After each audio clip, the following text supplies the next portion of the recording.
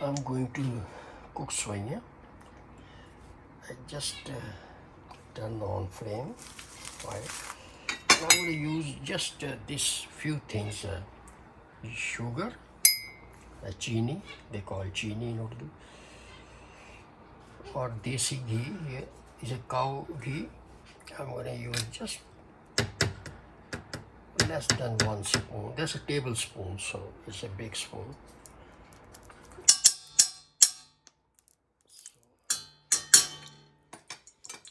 These are suwaya. It's imported from Pakistan, but can be any trademark as long as it's suwaya. So here's the milk I boiled. Don't have to boil. I boiled this because I'm going to use for yogurt. Plain yogurt I'm going to make right after this.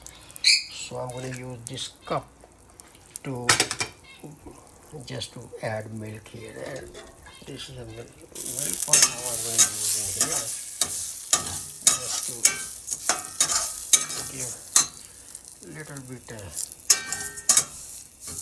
Now I just bring it to full flame, but I'm going to bring it a little low when I'm going to start adding milk. It will be thick soya when I'm going to leave in the refrigerator. Yeah, the taste will be fairly good.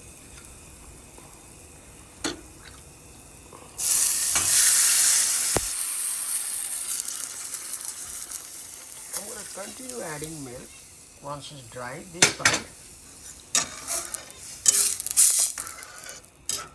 It's dry very fast actually because when suwaya get fluffy and it dries. So now I'm going to add sugar, and I will continue adding milk as long as suwaya absorb and get thick. So now I'm going to continue cooking that on full flame, and I'm going to make short video once everything is done, and I'm going to, before I put it in the refrigerator. So people eat actually sweet, this sweet dish they eat hot, warm or cold. So mostly people eat cold this one because it's a thick suwaya. It's more like a Punjabi style, Lahori style, or a lot of people. I learned actually from my mother when I was young. So now